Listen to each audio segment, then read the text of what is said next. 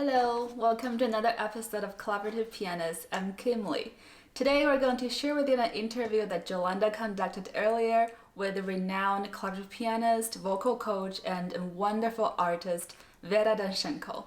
Born and raised in the previous Soviet Union, Vera's musical journey takes her to many of the top musical institutions in the world, including working at the Royal Conservatory of Music in Toronto, the Peabody Conservatory, the National Ballet Company in Canada, and the Washington National Opera.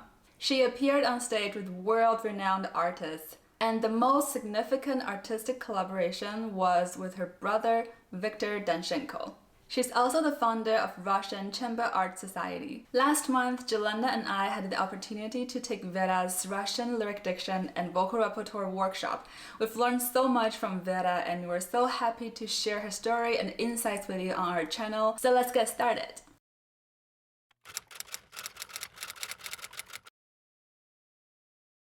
I was born in a family of professional musicians. My mother is a pianist, and my father, of course, was a violinist and a member of State's orchestra in Soviet Union. And it was two of us.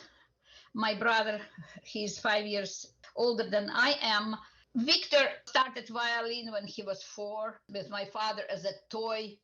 But unfortunately, the war began, the Second World War, and I was born in 1942 during the war, and we were evacuated with every family from that state's orchestra because the man was called into music sort of divisions, but they were fighting. They were soldiers as well as musicians to entertain the soldiers. We were lucky that our father made it through the war. And back to 1943, my mother with Victor and me were one of the first family returned back to Moscow from the evacuation. And what's interesting and very significant that my brother was accepted into the Central Music School along with Maestro Vladimir Ashkenazy. So these two gentlemen with quite, very successful careers in music were very close friends. There was no question with my parents that I have to become an accompanist for my brother. It's kind of a pre-programmed life. And when I was 5, I made it to the same Central Music School, but it ended up as a lucky decision of my parents. I went to the same system, Moscow Conservatory, but not the 11 years or 10 years then Central Music School, but like pre-college structure, which means 7 years of children's music school plus 4 years of pre-college, which means at age of 18, I was already graduated like undergrad. I had no idea how much, let's say, ability, beyond a very, humble side, God gave me. What did we know when we were just 5 years old? And it's normal, like, brush your teeth, you play the piano. And of course, as a kid, when I was 10, 11, when Victor needed to practice at home before practicing with the accompaniment at Central Music School in class, who was playing for him? So it also became quite normal, so nothing special.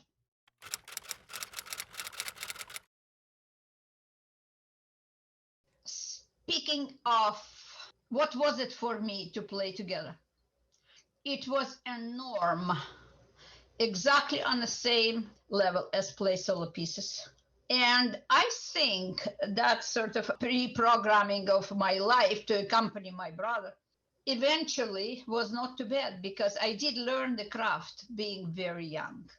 When we were 13 years old, and just finished our 7th class, we used to say, and went into the pre-college division.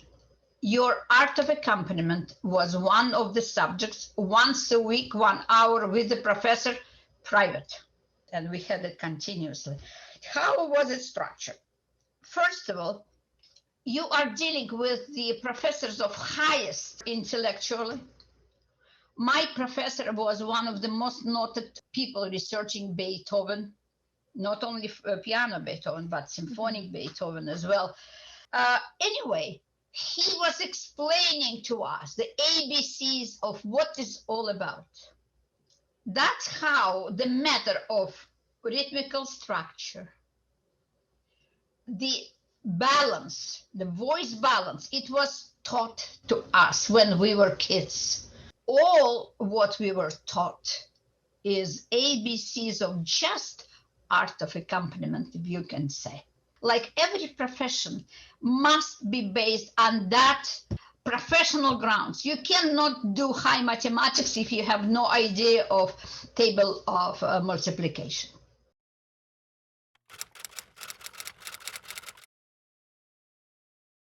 We had no idea about coaches at all in Soviet Union. We were just an accompanist. And as I mentioned before, the book of Gerald Moore is so amazing, called An Ashamed Accompanist. I am not ashamed to be called accompanist. It's beautiful. Of course, when the term of collaborative pianist came to life, it's wonderful. It's just wonderful, no words. But I'm absolutely not ashamed to be called accompanist because it's very rare.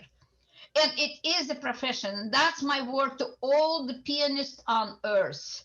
It is a profession. It's a wonderful profession. I was 15 years old. My family didn't have enough money for even thinking of my pocket money. And, 15 years old, you want to go with the boys to the movie. You want to do, another pair of pantyhose. We never had slacks or jeans. We had no idea of its existence, of course. And I was curious to start working. So my friend who worked in that music school brought me with her. And when I came to the director's office, said, okay, what would you like to study? He thought I just came here to sign up to study music. It was one of the very, very nice music schools in Moscow. And I said, I'm so sorry, but I'm looking for a job. Said, what you can do? I said, so I'm a pianist with the, conservatory pre-college and studying with such and such and such person. Anyway, said, yeah? You know what? Would you like to play for a cello class? I said, anything. That was, again, my phenomenal luck. I came to the studio of one very noted professor. So I came to Mr. Beklemishev, and he was teaching his students and me the art of accompaniment. Quietly, because, we're supposed to pretend that we know something. We knew zero. And this phenomenal first-rank world-class musician, philosopher, performer, he comes to you and whispers you, okay, here's this, here's that. I was 15 years old.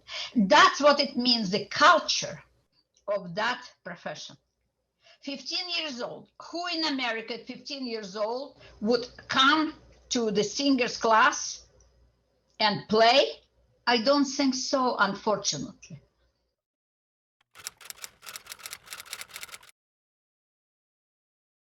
We have no these professions, the coaches, because all what you know as a coach, a company is supposed to know, except for diction. We never had the diction classes. But what's interesting cultural, that almost normal for us, even kids, from grade 3, which means your age of 9, to study languages. Of course. Yeah. It was mandatory at school. So that's why, I when I immigrated, I had not a word of English, maybe except for thank you and good night or goodbye and good morning. But my French was absolutely Parisian, clean, perfect classic French, and absolutely fluent.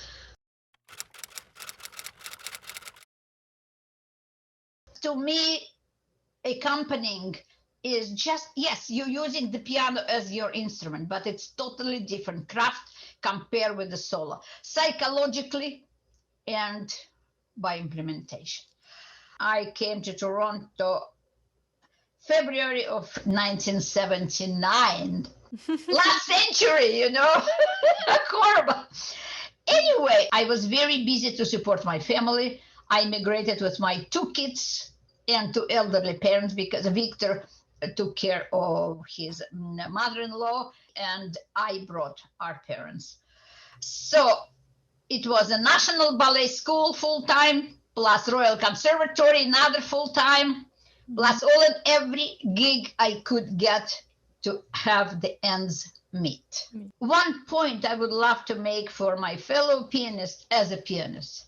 My work at the National Ballet School proved that Russian school of teaching system of not overlook even slight tension is a profession later.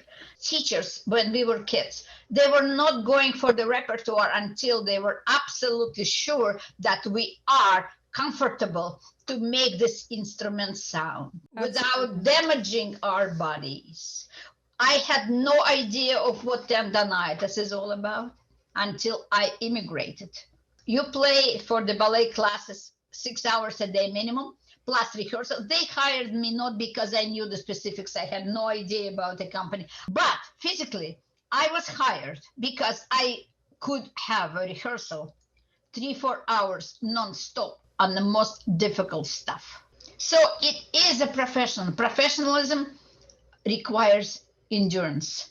All my young colleagues, all the pianists thinking of the profession, it doesn't matter you become a teacher or you physically play, you have to have a phenomenal, basic, professional education. I find that being a pianist, it means you have to be professionally prepared for 7-8 hours of work day, like every other profession.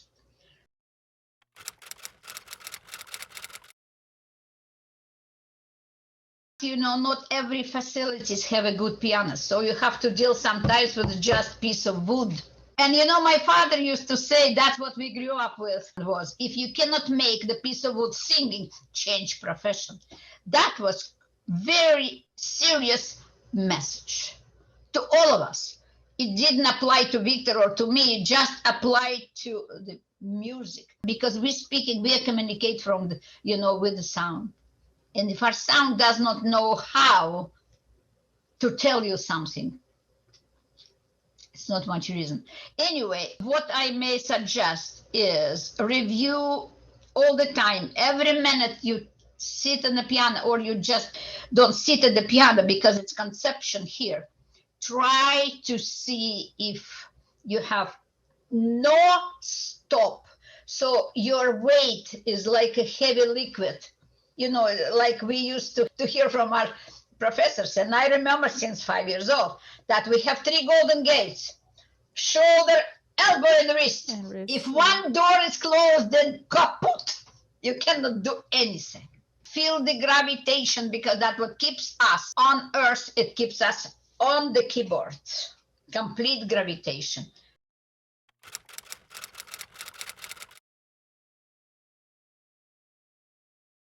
Try to love a team mentality. Try to understand how fantastic it is to make music together. Because with our very selfish mentality, so as a solo, I can do anything. We do not have a team mentality, which means be happy to pass the ball to another player and to take that ball, you know? Yes. So if you begin to feel really happy to create something even richer than one piano. Piano is an orchestra, fantastic. But if we add something else, it's even better. You know, so that's my advice. If you have a great time in understanding, listening, giving and taking, that's definitely an assurance that you will enjoy this profession. Thank you so much for all the wonderful information that you have provided us, but also like for sharing with us your story, which is amazing, fantastic. I wish, you know, one day you could write a book about You're your not first stories. person, you know, pushing me into doing this, but I said I better play, and you're right. Well, thank you so much, Vera. You're most welcome. Thank you for having me for your course and for having me now with this interview. Just magnificent. Thanks a million. Hope you enjoyed Vera's story. If you have further questions for Vera, please comment below and we're happy to pass on your questions to Vera and share the answers with you. If you like this video, please click on the like button and subscribe to our channel. We have more videos coming up and we'll see you next time.